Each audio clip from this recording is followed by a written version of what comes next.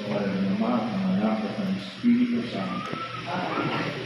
Sumainyo ang kapayapaan. At sumainyo rin. Mga kapatid na ito, tayo ang iyang lumapit kay Kristo na siyang lugar ng buhay. Tulad ng babae sa galon na nakatagpo ng tubig na nagbibigay buhay. Nawaya natin dinapit ang tubig ng awat sa tubig ng Diyos na siyang magbigay ng tamang sila sa ating pananamantala.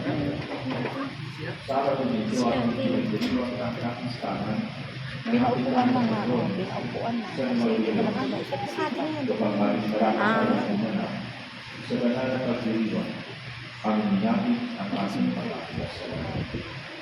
Hindi, pinaupuan na rin. Hindi, sakit.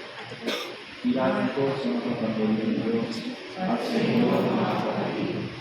Dalawa ang nagkasala sa isip, sa salita at sa gawa at sa aming pagkukulang. Kaya sinasabi ko sa mga nagbibinig Maria, sa lahat ng mga anghel at mga banal, at sa inyo mga kapatid, na ako'y panalangin sa Panginoon ating Diyos. Bawat tayo mga Panginoon ng Diyos, patawarin sa ating mga kasalanan at pagkabayan sa buhay na wala hanggan. Amen.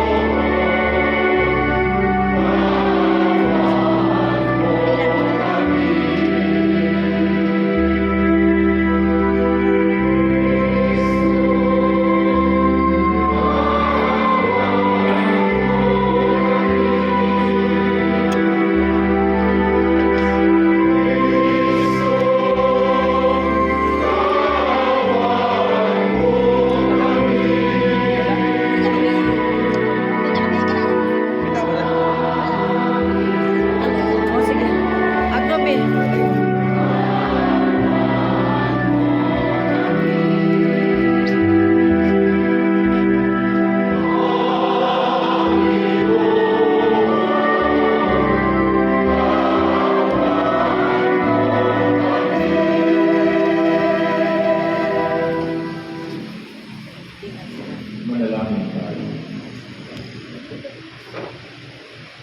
Ang maraming kapangyarihan, ikaw ay hindi nagpupigil sa ganun.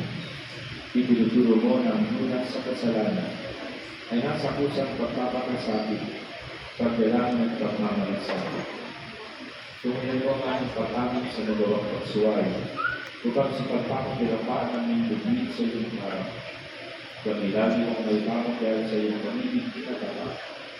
Dito, be. Lumipat na sila. Kasama ng Espiritu Santo. Dali, dali. Thank you. Oo.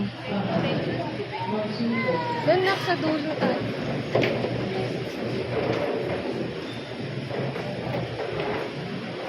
Wala kasi namin kanina naka-reserve yun. Oo, naka-reserve talaga. Tapos may napupuan. Eh ngayon, hindi naman napuno. Kaya nga.